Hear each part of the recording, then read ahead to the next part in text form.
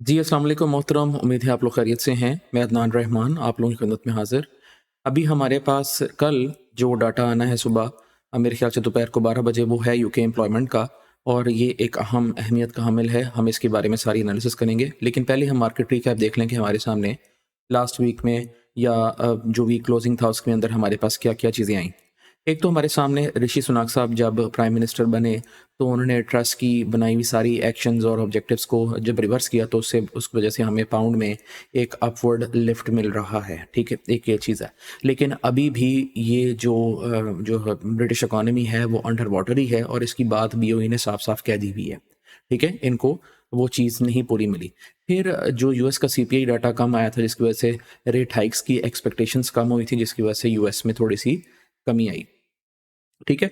And then हमारे सामने China से मिड गेम्स नज़र आती रहीं कि कभी चाइना कहता है कि जनाब हमारी लॉकडाउन्स खुल गए हैं, कभी कहते नहीं, कभी कहते खुल गए, कभी कहते नहीं। अब फ़िलहाल यही है कि अभी तक नहीं खुले। ठीक है? नहीं खुले लॉकडाउन्स। ठीक है? और इस लिमिटेशन की वजह से इकोनॉमिक एक्टिविटी काफ़ी सप्रेस हो रही है।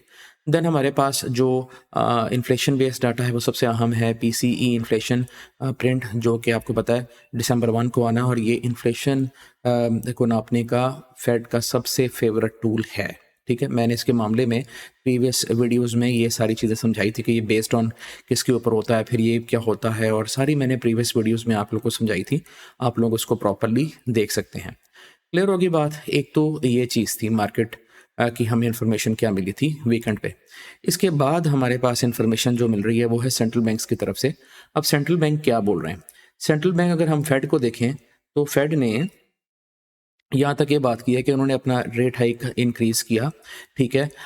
ये तकरीबन उनका छठा रेट हाइक था। ठीक है? कॉन्सेक्टिव जो लगातार उन्होंने रेट हाइक किया, और ये चौथा रेट हाइक था जो 75 बेसिस पॉइंट्स का हुआ था। ये फेड की तरफ से आवाज़ थी। ठीक है? इनका करंट रेट तकरीबन 375 या 4% पर है।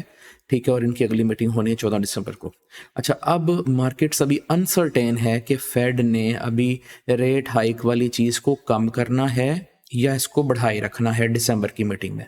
ठीक है? अब देखो, बात ये होती है कि रेट कम करने का मकसद ये होता है कि अगर आप लेट्स सपोज एक ट्रक चला रहे हैं और आप उसकी स्पीड स्पीड जो है ना रेस दे ही जा रहे हैं, तो उसको रेस दे रहे हैं जब, तो समझ लो कि आप उसकी स्पीड बढ़ा रहे हैं। लेकिन जब रेस से पाँव उठाते हैं दैट मीन्स आप इसकी स्पीड, ऑब्वियसली पावर ख़त्म हो रही है तो स्पीड कम हो रही है। लेकिन जब आप ब्रेक दबाएंगे ना दैट मीन्स वो ट्रक रुकेगा। ठीक है? तो अब ये लोग समझ रहे हैं कि जनाब ये रेस से पाँव उठाया है या ब्रेक के ऊपर पाँव रख दिया। ठीक है? ये क्वेश्चन जो है ना ये अब दिसंबर को क्लियर होगा। ठीक है? तो वो ये देख रहे हैं कि जनाब अब रेट हाइक्स मज़ीद बढ़ने हैं या रेट हाइक्स यहाँ पर रुक गए हैं होल्ड में, या यहाँ से कम होने हैं। तो ये अनसर्टेनिटी जो है ना यूएसडी में एक वो अप्स एंड डाउन लेके आ रही है, और इस चीज़ को अगर हम देखना चाहें तो आज देखें मार्केट यूएसडी इंडेक्स की, वो जो उसका मार्केट प्रोफाइल आज की है वो खुली ही जो है ना प्रीवियस जो है ना वैल्यू एरिया यानी कि फ्राइडे के वैल्यू एरिया से नीचे खुली थी, एंड देन जैसे ही ओपन हुई वो अंदर गई और अंदर ही ट्रेड करती जा रही है कल के यानी कि फ्राइडे के वीपीओसी के पास, and down up and down up and down. ठीक है, यही हो रहा है। ये बेसिकली सारी अनसर्टेनिटी की जो है ना वो वजह है। ठीक है, ये मैं आपको थोड़ा सा बता दूं। ये देखें कल ट्यूसडे है और हमारे पास ये जीबीपी का डाटा यहाँ पर सारा आना, मैं सारा अभी ये बताता हूँ। कल पीपीआई है जी जनाब, मेरे लिए इंपॉर्टेंट नहीं है, मैंने नहीं उसको नोट करना, लेकिन फिर भी अगर आप करना चाहते हैं तो आप इसको देख सकते हैं। ठीक है, लेकिन अगर आप लोग रिक्वेस्ट करेंगे मुझे तो मैं उसको देख भी लूँगा। ओके, ये बात आ गई। एंड देन ये तो था यूएसडी का। फिर इसके बाद ईसीबी है और bank of England, basically bank of England की हमने बात करनी है। अब बैंक ऑफ इंग्लैंड जो है ना उन्होंने क्या किया, उन्होंने अपना रेट हाइक किया 75 बेसिस पॉइंट से, और फिर बैंक ऑफ इंग्लैंड का भी मौजूदा रेट है तकरीबन 3% है। ठीक है, और ये जो कमेटी बैठी थी उन्होंने कहा था कि जनाब पीक इंटरेस्ट रेट, ठीक है, जो है होगा ना वो उससे कम होगा जो मार्केट पहले एक्सपेक्ट कर रही है। ठीक है, एक होता है ना पीक इंटरेस्ट रेट के, हाँ भाई यार इतना हमारा interest rate total maximum overbought वाली जो बात टेक्निकल अल्फाज में आप समझते हैं, तो वो उससे कम ही होगा। ठीक है, एंड देन कमेटी ने वार्न किया कि जनाब recession in the United Kingdom might begin in the third quarter of 2022, यानी कि अब टेक्निकली हम रिसेशन में हो सकते हैं। ठीक है, ओके, ये 2 लिखना था, TW लिखा गया, इसके आगे O भी है, ठीक है। यानी कि मजीद आगे 2 क्वार्टर्स, यानी कि थर्ड क्वार्टर ऑफ 22 और आगे 2 क्वार्टर्स यानी कि फोर्थ क्वार्टर में भी और फिर 2023 का फर्स्ट क्वार्टर एंड शायद सेकंड क्वार्टर में भी रिसेशन रहे। क्लियर होगी बात। अच्छा, इसके आगे मैं यहाँ पर लिख दूँ, सॉरी, याद रहेगी बात, ठीक है। एंड देन आज क्या हुआ, मॉर्गन स्टैनली जो फर्म है उन्होंने कहा कि जनाब हम जो है ना, हम देखते हैं कि 150 बेसिस पॉइंट्स तक, ठीक है, बैंक ऑफ इंग्लैंड अपना इंटरेस्ट रेट कट करेगी 2024 में, ठीक है। यानी कि देखो, अमेरिका ने जब बात की थी रेट कट्स की, अभी इनकी तरफ से रेट कट की बात नहीं हुई, सिर्फ CPI की वैल्यू कम आई है, ठीक है, जो मेन ड्राइवर है इंटरेस्ट रेट का, सिर्फ वो वैल्यू कम आई है। तो उन्होंने कहा कि पता नहीं रेट इंटरेस्ट रेट बढ़ना है कि नहीं बढ़ना, वो पहली अनसर्टेन सिचुएशन में आ गए हैं। लेकिन मॉर्गन स्टैनली के हिसाब से इन्होंने, बैंक ऑफ इंग्लैंड ने 150 बेसिस पॉइंट का तो इंटरेस्ट रेट कट करना है 2024 में, ठीक है। और वो कह रहे हैं कि जनाब सेंट्रल बैंक जो है ना, अपना जो हाइक है, इंटरेस्ट रेट हाइक जो है ना, वो करना मार्च में स्टॉप कर देगा, ठीक है। मार्च के बाद उसने रेट हाइक नहीं करना, यानी कि वही ब्रेक वाली बात कि उसने ब्रेक लगा देनी और फिर वो रिवर्सल की तरफ आ जाएगा। क्लियर होगी बात। ये है सारी कहानी अभी बरतानिया की। क्लियर होगी बैंक की। मैं सारी ये लिस्ट बना रहा हूँ ताकि जब हम बात करें तो हमारे सामने सारी इंफॉर्मेशन हो कि कौन सा बैंक क्या क्या कर रहा है। क्लियर होगी बात। अच्छा, अब आते हैं इसके ऊपर, यूके एम्प्लॉयमेंट के ऊपर, ठीक है। यहाँ पर आते हैं एम्प्लॉयमेंट के ऊपर, जो मैं चाहता हूँ पहले आप वो देखें and then we will go further, ठीक है। अच्छा, यहाँ से हमारे पास 3 किस्म का डाटा आना, एक यूके अनएम्प्लॉयमेंट, ठीक है, फिर हमारे पास UK claimant count and then UK employment change. पहली तो बात मैं आपको दिखाना चाहता हूँ कि ये होता क्या है, 1 बाय 1 हम पढ़ते हैं, ठीक है। ये देखो, यूके अनएम्प्लॉयमेंट रेट का मतलब ये होता है, बेसिकली अनएम्प्लॉयमेंट रेट का मतलब ये होता है कि कितने बंदे अनएम्प्लॉयड हैं, ठीक है, बेरोजगार, ठीक है, कितने लोग हैं। अब इसका मतलब ये है कि जनाब कितने बंदे बेरोजगार हैं, जिनके पास जॉब नहीं है, उनका जो डाटा था प्रीवियस 3.5% था, ठीक है, यानी कि 3.5% लोग बेरोजगार हैं। एंड देन फोरकास्ट भी इनकी 3.5% है और अभी इनकी फोरकास्ट के हिसाब से ये सब कुछ अनचेंज्ड ही है। अगर हम इसकी डेविएशन निकालें तो डेविएशन का मतलब ये है कि जनाब हमारे पास क्या डाटा आना चाहिए। अगर हम देखते हैं कि जनाब 3.5 से 3.7% हो गया अनएम्प्लॉयड लोग, तो इसका मतलब है कि ये बुरी बात है यूके के लिए। और अगर हम देखते हैं कि अनएम्प्लॉयमेंट का रेट कम हो गया है, ठीक है, यानी कि लोग ज़्यादा एम्प्लॉयड हो गए हैं, तो ये एक बेहतरी की बात आ सकती है यूके के लिए, ठीक है। बहरहाल जो फोरकास्ट और प्रीवियस एक ही चीज़ में है। क्लियर होगी बात। अच्छा, देन हम बात करते हैं यूके क्लेमेंट काउंट। जैसे हम यूएस की बात करते हैं ना, यूएस में इनिशियल जॉबलेस क्लेम्स या जॉबलेस क्लेम्स होता है, ये बिल्कुल वही है कि जनाब कितने बंदों ने क्लेम फाइल किया, ठीक है। तो इसका मतलब है कि प्रीवियसली हमारे पास ये बंदे थे 25,000, 25.5, ये वो बंदे थे के यानी कि 1000 लोग हैं जिन्होंने क्लेम्स फाइल किए, और अभी फोरकास्ट कर रहे हैं कि ज़्यादा लोग क्लेम फाइल करेंगे, ठीक है, यानी कि 27,000 लोग क्लेम फाइल करेंगे। तो अब ये ऑब्वियसली 27,000 अपने प्रीवियस से ज़्यादा है, तो इसलिए मैंने लिखा है forecast is higher than previous. Clear हो गया, आपको अंदाज़ा हो जाएगा कि फोरकास्ट ज़्यादा है, यानी कि ज़्यादा लोगों ने क्लेम किया। तो इसका फैक्ट क्या होगा, अगर ये ज़्यादा लोग क्लेम करते हैं तो इसका फैक्ट ये होगा कि फिर ऑब्वियसली इकोनॉमी के लिए अच्छा नहीं है। तो अगर मैं बात करूं इनकी डेविएशंस के ऊपर मैं जाऊं तो समवट बिलो 25K, यानी कि 25,000 से नीचे नीचे अगर लोग आए, दैट मीन्स यार ये अच्छी बात है, क्लेम करने वाले लोगों की तादाद कम हुई है। लेकिन अगर 27,000 के 27,000 से ज़्यादा आए तो इसका मतलब है कि ज़्यादा लोगों ने क्लेम्स किए हैं। क्लियर होगी बात। अच्छा, अब इसके बाद अगर हम देखते हैं कि जी एम्प्लॉयमेंट चेंज। अब एम्प्लॉयमेंट चेंज क्या होती है, किसी को पता है? काइंडली बताएं। ठीक है, एम्प्लॉयमेंट चेंज ये होता है कि कितने बंदे एम्प्लॉयड हैं और कितने बंदे अनएम्प्लॉयड हैं। ठीक है, जैसे कि ये कितने बंदे एम्प्लॉयड हैं और कितने बंदे अनएम्प्लॉयड हैं, उनका नेट निकलता है। ठीक है, अब नेट का मतलब ये है कि अगर ये वैल्यू पॉजिटिव हो, दैट मीन्स पॉजिटिव ज्यादा लोग एम्प्लॉयड हैं, और अगर ये वैल्यू नेगेटिव हो दैट मीन्स ज्यादा लोग अनएम्प्लॉयड हैं। ठीक है, बात समझ आ रही है कि एम्प्लॉयमेंट चेंज का मतलब है कितने यानी कि कितने बंदे एम्प्लॉयड हैं और कितने बंदे अनएम्प्लॉयड हैं। अगर प्लस हुई वैल्यू दैट मीन्स ज़्यादा लोग एम्प्लॉयड हैं, और अगर माइनस हुई दैट मीन्स ज़्यादा लोग अनएम्प्लॉयड हैं। ओके, अच्छा यहाँ पर क्या हो रहा है कि जनाब हमारे पास ये शो हो रहा है कि जनाब ये अनएम्प्लॉयड लोगों की तादाद कम हो रही है, यानी कि 109 के पहले था, ठीक है, प्रीवियस, और ये फोरकास्ट जो है ना वो ऑब्वियसली वो कम हो रही है कि यार हाँ भी ये बेहतरी की तरफ जा सकती है बात, कि लोग कम हो रहे हैं। ठीक है, आई मीन ये डाटा निकलेगा तो that is what you can सी। हमारी नज़र में जो मेन चीज़ देखने वाली है वो है ये वाली, this is what you need to see. Clear होगी बात? अच्छा, अब इस चीज़ को आके थोड़ा सा हम देख लेते हैं कि इधर हमारे पास क्या ऑप्शन आती है इन सब की समरी।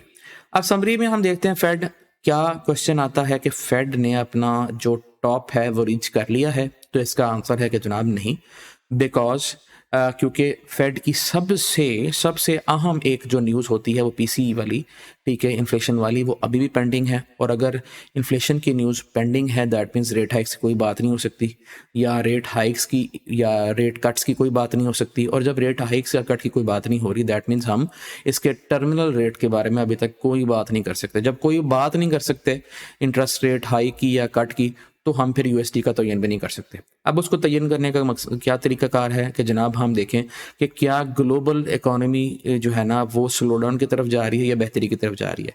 अगर स्लो डाउन की तरफ जा रही है तो फिर ये बुलिश होगा यूएसडी के लिए, लोग फिर यूएसडी की तरफ भागेंगे। लेकिन अगर ग्लोबल इकोनॉमी बेहतर हो रही है तो फिर लोग फिर बुलिश नहीं जाएंगे यूएसडी पे, ये एक चीज़ है। ठीक है, पीसीआई की जी जनाब जो प्रिंट है वो 1 दिसंबर को, पीसीई का प्रिंट 1 दिसंबर को आना है। ठीक है, और अब जो हम ये डाउनफॉल देख रहे हैं यूएस में वो किस लिए आया था, बिकॉज हमने मिस किया यूनिवर्सिटी ऑफ मिशिगन की जो रीडिंग है उसमें भी, और ये फिर सीपीआई डाटा जो हमारे पास लास्ट वीक आया था उसमें दोनों डाटे लास्ट वीक आए थे और दोनों ह्यूज मिस थे। क्लियर है, तो ये उसका इफेक्ट हमें यूएसटी में अभी तक आ रहा है। और अब इन सारी यूके की चीज़ देखने के लिए सबसे अहम चीज़ ये वाली है, यूके बजट अवेट्स। अब इसमें क्या कहानी है, इसकी कहानी ये है कि जनाब जब ट्रश आई थी उन्होंने अपनी तरफ से हवाई फायर मारे कि जनाब हम मैं ये कर दूंगी, मैं वो कर दूंगी, मैंने ये टैक्स कम कर देना, मैंने वो कर देना।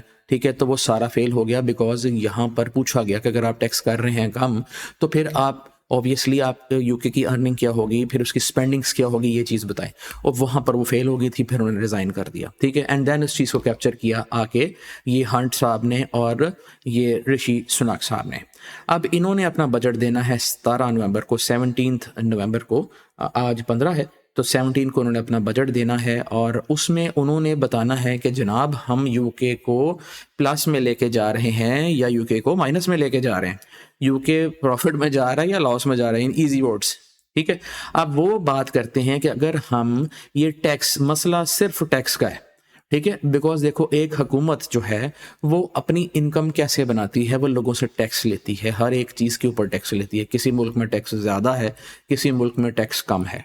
ठीक है, अब ये ऐसा मुल्क तो नहीं यूके के उसने टैक्स इकट्ठा करके जो है ना वो आलमी मंडी में किसी का कर्जा उतारना हो, यूके ऐसा मुल्क तो नहीं है। वो जो भी टैक्स इकट्ठा करते हैं वो अपनी आवाम के ऊपर ही लगाते हैं।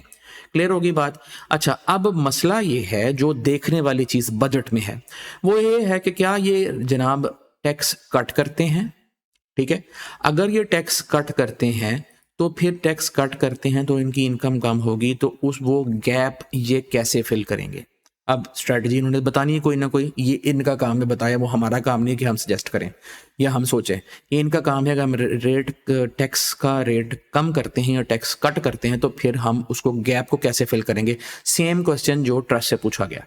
एंड देन अगर वो टैक्स राइज करते हैं तो पहले ही इन्फ्लेशन इतनी ज़्यादा है, लोगों से कॉस्ट ऑफ लिविंग स्क्वीज नहीं कंप्लीट हो रहा, वो नहीं इनसे पूरा हो रहा अभी तक, तो फिर वो राइज इन टैक्स, बढ़ता हुआ टैक्स कैसे पे करेंगे। इसकी मिसाल ऐसे कि अगर मैं एक ब्रेड का पैकेट लेता हूँ जो मुझे लेट्स सपोज 100 रुपये का पड़ता है और मैं ब्रेड की कंपनी के ऊपर टैक्स बढ़ा देता हूँ और ठीक है, और वो ब्रेड मुझे 120 रुपये की पड़ती है, तो पहले ही मेरे पास वसाइल नहीं है, रिसोर्सेज नहीं है कि मैं 100 रुपये वाली ब्रेड लूँ। और मैं फिर अभी कंपनी के ऊपर जब वो टैक्स बढ़ जाएगा तो कंपनी ने ऑब्वियसली अपने एंड यूज़र के ऊपर टैक्स फेंकना होता है। ठीक है, तो वो टैक्स एंड यूज़र के ऊपर जाएगा, तो फिर महंगाई बढ़ जाएगी, कॉस्ट ऑफ लिविंग स्क्वीज का इशू बढ़ जाएगा। ठीक है, एंड देन उस इशू को कैप्चर करने के लिए अगर बैंक ऑफ इंग्लैंड स्टिमुलस देता है, जैसे कि जैसे कि यूएस ने दिया, तो वो मजीद डिजास्टर का फार्मूला है। ठीक है, तो यही बातें हैं जिसकी वजह से ट्रस्ट भी चली गई थी। तो अब ये हंट साहब ने और सुनाक साहब ने इस पहेली को, ये जो पहेली है, इसको सुलझाना है इसी तरीके से जैसे सुलझाएं। इसी पहेली को आंसर ना मिलने की वजह से मॉर्गन स्टैनली साहब ने कहा कि जनाब हम 150 बेसिस पॉइंट का इंटरेस्ट रेट कट देखते हैं 2024 में। ठीक है, एंड देन हम देखते हैं कि जी इंटरेस्ट रेट हाइक्स जो है ना मार्च में कम होना शुरू हो जाएंगे। शायद इनका जो ख्याल ये है कि जनाब हम वो मनी लेना बैंक से लोगों का आसान कर दें। ठीक है, कम रेट ऑफ इंटरेस्ट पे ये लोग पैसे लें, फिर प्रोडक्शन अपनी बढ़ाएं, बेहतरी करें, एंड देन दुबई ये यूके जो है ना ये बूम की तरफ जाए। लेकिन ये इजी प्रोसेस नहीं होता, over the night it takes too much of time. ठीक है, तो ये सारा सिस्टम था जो मैंने आप लोगों के सामने रखा। अब अगर हम आते हैं चार्ट पे, तो यूएस आपके सामने है, यूएस इंडेक्स में क्या क्या हो रहा है। एंड देन अगर हम आते हैं जीबीपी यूएसडी में, तो again you can see this, ये ऐसे ही फिरती जा रही है, ups and downs and ups and downs. Again ये फ्राइडे था, मार्केट अंदर आई। ठीक है, and then when it is inside you can see कि जनाब वीपीओसी तक आके एंड जान ख़त्म कर दी इसने अपनी। क्लियर हो गया, बिकॉज वीपीओसी या फिर वैल्यू एरिया के जो लेवल्स हैं जो नज़दीक होते हैं वो मेन सपोर्ट या रेजिस्टेंस होते हैं। ठीक है, रेंज बेशक ये रेंज 100 पिप से ऊपर की हो, लेकिन है तो ये रेंज, ये पेयर बहुत फिरता है। ठीक है, अगर इस पेयर को हम बड़े टाइम फ्रेम पे लेके जाते हैं H4 पे, लेट मी मूव दिस, और H4 पे मैं लेके जाता हूँ, कम हियर, तो what do we have in H4? We have this small ranging type of scenario, 80 या 88 पिप्स का या जितना भी है। इसको अगर हम देखते हैं मज़ीद ऑर्डर ब्लॉक से, we have this order block over here H4 का, और ये ऑर्डर ब्लॉक जब तक ब्रेक नहीं होता टुवर्ड्स डाउन, तो ये मार्केट बेरिश नहीं आएगी। ऑर्डर ब्लॉक 2 बार ये टेस्ट हुआ, एक यहाँ पर और एक फिर यहाँ पर नीचे, उसके लो लेवल्स। तो अगर अब मार्केट ने नीचे आना है तो मार्केट के पास इस ऑर्डर ब्लॉक को ब्रेक करना पड़ेगा, एंड देन जो है लोअर क्लोज आए, और फिर ऑब्वियसली एक मशरूम वाला सीन बन जाएगा, और इसमें हम फिर वो वीएसए के कॉन्सेप्ट्स भी देखेंगे कि हाँ भी क्या क्या वीएसए हमें बातें बता रहा है। दूसरी बात ये कि हम अगर अब देखें तो ये एक प्राइस एक्शन का एक सिनेरियो बन गया है यहाँ पर। ठीक है,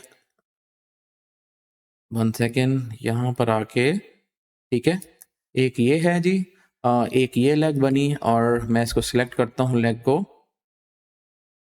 कंट्रोल दबाए रखें और डबल क्लिक करें। ठीक है यार, आई डोंट नो क्यों ये मेरा, जब मैंने ऑब्जेक्ट हैंडलिंग करनी होती है तो ये माउस मेरा बिल्कुल फारिग हो जाता है। ओ यार आजा यार, छोड़ दे गुस्सा। ये देखें ऐसे, ठीक है, तो ये A B C और D वाला पैटर्न जो है ना वो भी बना हुआ है। तो वी कैन सी अगर ये मार्केट यहाँ से नीचे ब्रेक करती है तो ये एक लेवल होगा हमारा इनिशियल जो सपोर्ट होगी। ठीक है, इस लेवल के बाद यानी कि ये जो एक रेक्टेंगल सा यहाँ पर बना हुआ आ रहा है, ठीक है, यानी कि ये देखो, अब आई होप यू कैन सी, इस लेवल के बाद अगर मार्केट यहाँ से नीचे आती तो फिर आप ये समझिएगा कि मार्केट ने वो एक रिवर्सल वाली जो है ना वो टॉप्स बना के नीचे गेम अपनी डाल ली है। Because order blocks are very important. तो आप ये देख लो ऑर्डर ब्लॉक्स कैसे बनते हैं और फिर चलते हैं ऑर्डर ब्लॉक्स। ठीक है, ये काफ़ी इंपॉर्टेंट होते हैं। चले फॉर नाउ ये हिसाब था, और अगर किसी को कोई क्वेश्चन है, कोई इशू है, तो आप लोग मुझसे वो चैट कर सकते हैं, मैं उसका भी फिर आंसर दूंगा। फॉर नाउ H4 में Swissy is the strongest one and USD is the weakest one. H4 में same thing, USD is the weakest on H1, और M30 में USD स्ट्रॉन्गेस्ट है। ठीक है, this is that, you can see this all as you like. चलें, अपना ख्याल रखिएगा। फी माल्लाह वीडियो कुछ लंबी हो गई है, लेकिन यकीन मानिए ये सब कुछ बताना बहुत ज़रूरी था। अपना ख्याल रखिएगा। फी माल्लाह, अस्सलाम वालेकुम।